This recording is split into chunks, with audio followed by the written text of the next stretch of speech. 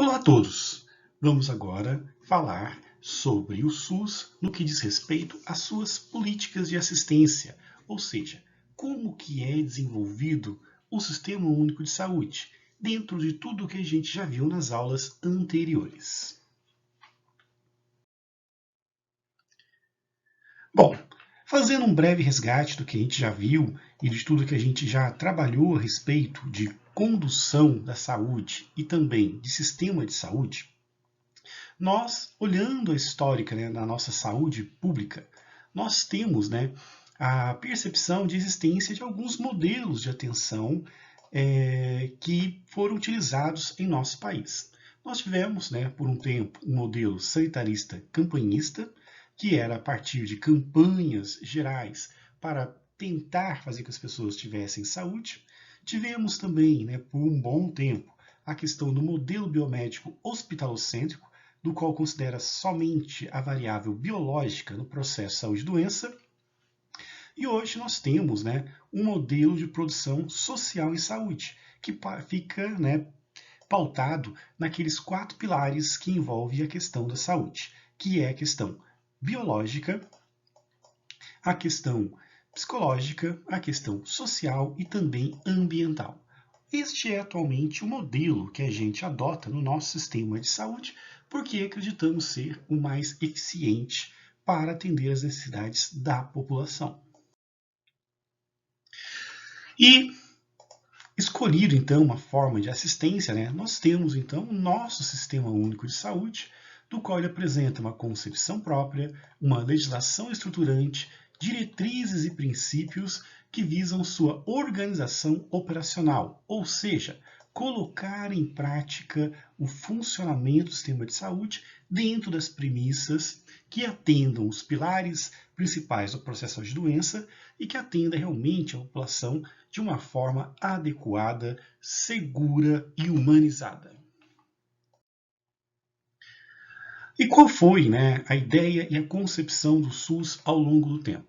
Tudo então começou no movimento da reforma sanitária, que teve por objetivo impulsionar uma ampla reforma do setor de saúde, visto que na época que surgiu a reforma sanitária, que era a década de 70 do século passado, a saúde no Brasil estava num colapso total, e as ideias, então, surgidas a partir de então, deram origem à criação do que viria a ser o nosso Sistema Único de Saúde anos depois. E a reforma sanitária emergiu de uma sociedade que contava com o apoio de universitários, intelectuais, pessoais da área da saúde coletiva, profissionais de saúde, entre outros. E a proposta no momento era o quê? Uma reformulação política, saúde como sendo direito de todos, uma reformulação no setor de saúde, com serviço de saúde em todos os níveis assistenciais, mudando o paradigma existente, do qual era muito hospitalocêntrico, e passando então a ter mais cuidados na atenção primária, na atenção secundária e terciária também, uma mudança ideológica no uso de pressupostos baseados em medicina preventiva e social e no conceito correto de saúde, e uma reformulação social, saúde como direito social. Foi nessas ideias e nessas premissas que se desenvolveu então tudo o que a gente viu até agora, que deu origem às ações, que deu origem às organizações que foram apresentadas para vocês com relação ao Sistema Único de Saúde. E o ponto forte da idealização do SUS foi a 8ª Conferência Nacional de Saúde, que aconteceu no ano de 1986, que serviu de base para a criação do SUS através de princípios e diretrizes que foram abordados e pactuados na Constituição de 1988. Os temas da conferência eram saúde como direito, reformulação do Sistema Nacional de Saúde e financiamento do mesmo. E os principais pontos discutidos no ano de 1986, ano pré-existência do SUS, era, novamente, saúde como direito de todos e dever do Estado, a questão da equidade, atender quem mais necessita, a questão da integralidade, não ver a pessoa apenas como ente biológico, mas dentro de um contexto social, psicológico e ambiental, para se ter ações de saúde.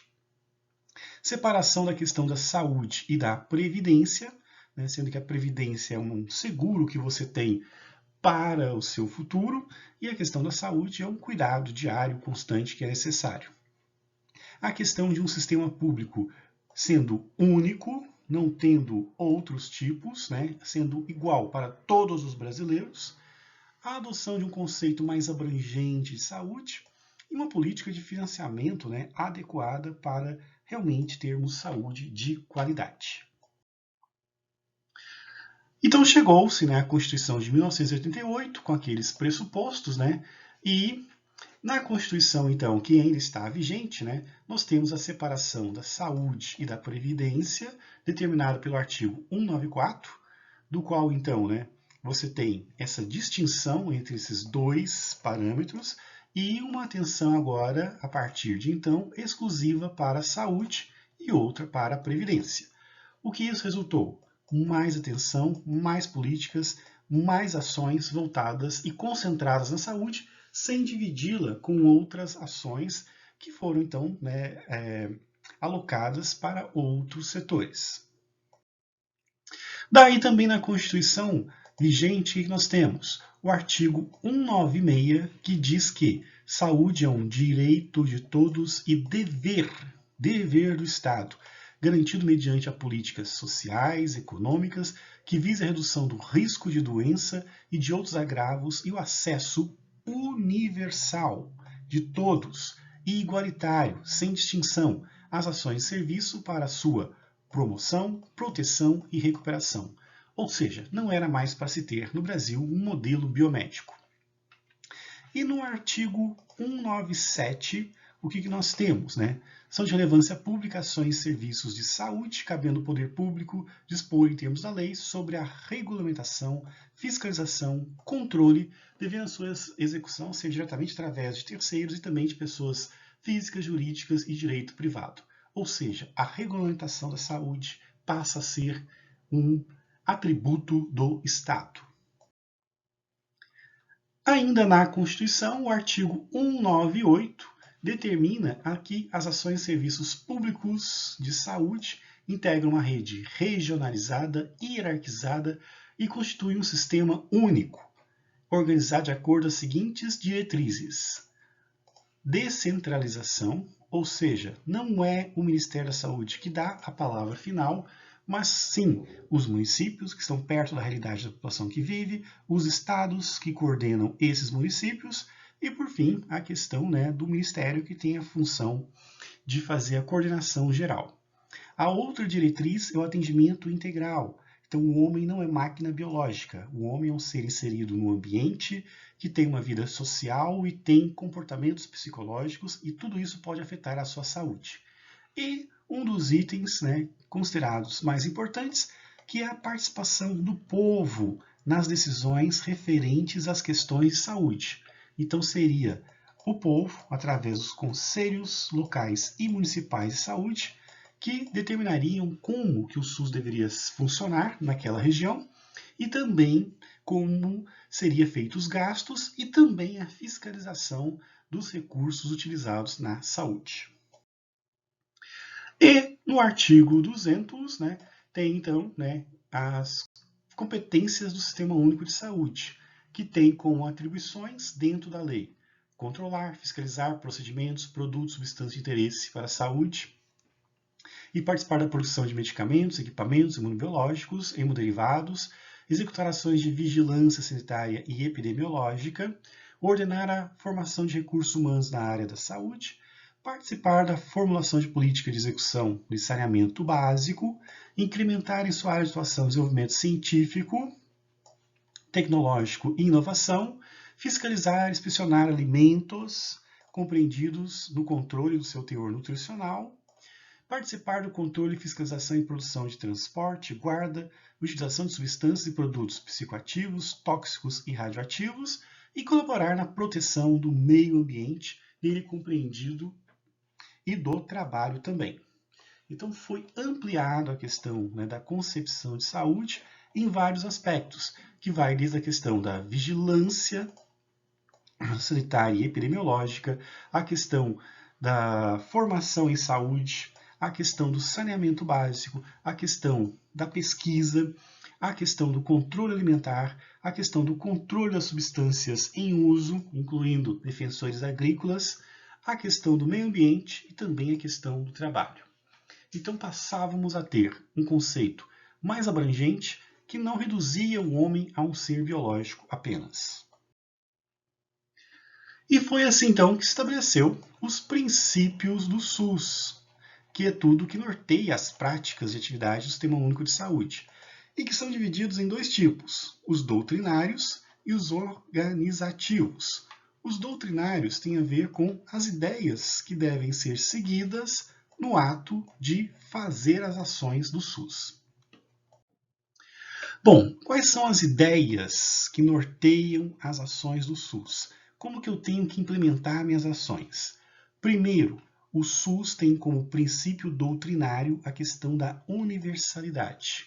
Então, é saúde um direito fundamental do ser humano, cabendo ao Estado garantir as condições indispensáveis para o pleno exercício de atenção e assistência à saúde em todos os níveis de complexidade. Então, o SUS é para todos, garantidos pelo Estado em qualquer nível de complexidade. Atenção primária, secundária e terciária. Também, para eu fazer alguma ação no SUS, eu tenho que considerar a questão da equidade, que diz respeito a tratar desigualmente os desiguais, igualando as oportunidades de sobrevivência, desenvolvimento pessoal, social entre os membros de uma dada sociedade. Ou seja, a equidade é atender mais quem mais precisa e atender adequadamente aqueles que precisam de atendimento adequado.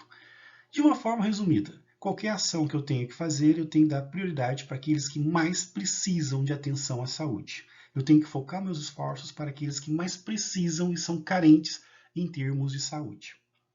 E, recapitulando de uma forma geral, qualquer ação que eu tenho que fazer no SUS, eu tenho que entender que é um direito de qualquer cidadão brasileiro, atendendo à questão da universalidade, e nesse atendimento universal para todos, aqueles que precisam mais merecem mais os meus esforços. E o outro princípio doutrinário que fecha esta questão, né, da doutrina do SUS é a integralidade, que é a situação que condiz com o olhar sobre o ser humano de uma forma completa, não somente biológica. Então, a integralidade inclui a promoção à saúde, a prevenção e proteção de riscos e a recuperação de tratamento de doentes. Na visão biológica, né, teria-se mais ênfase a esse último item, mas como se trata de uma coisa de integralidade, né, esses outros aspectos também são considerados. Então, se eu vou fazer saúde no Brasil, eu tenho que buscar ações que aumentem a saúde das pessoas, que previnam ela de alguns riscos, e se ela tiver em risco, assim, né, teria as intervenções necessárias. Então, esses são os três princípios doutrinários do SUS. O SUS é para todos, devo atender quem mais precisa prioritariamente, mas tenho que atender todos, e a forma de atender é uma forma integral. Eu tenho que olhar o ser de uma forma completa e não apenas um ser biológico. E temos agora também, né, os princípios organizativos, que é o como fazer.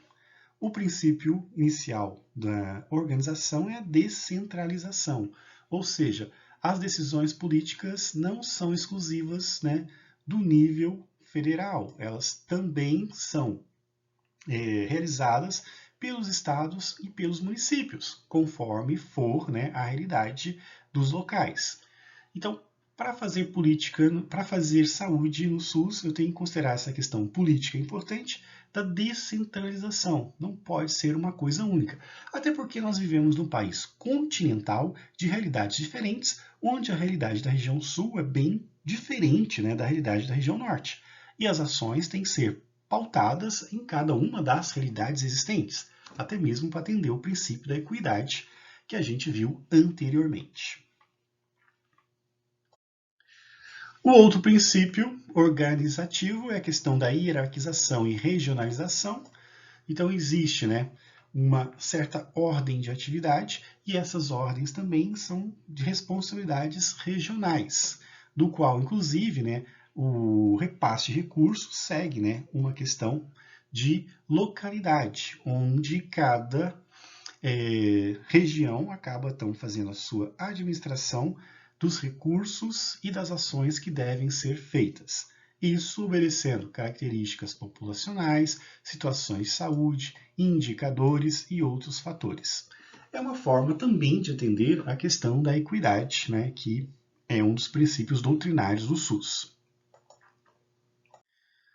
E um dos principais itens organizativos é a participação popular, que é a participação social, também chamado de controle social, que é a garantia constitucional de que a população, através de suas entidades representativas, como os conselhos de saúde, terão o direito de participar da formulação das políticas de saúde e do controle da execução. Aqui em Joinville, por exemplo, nós temos então o Conselho Municipal de Saúde, que é o que chancela as ações, que determina as ações e é o que fiscaliza as ações. Então, a população participa e defende o seu interesse nesses momentos, né? Então, são, né, os conselhos de saúde, também as conferências que acontecem, né, a cada 2 anos, que vão determinar quais serão as políticas que serão implementadas no município para se ter, né, as respostas necessárias para a melhoria da qualidade de vida e da saúde.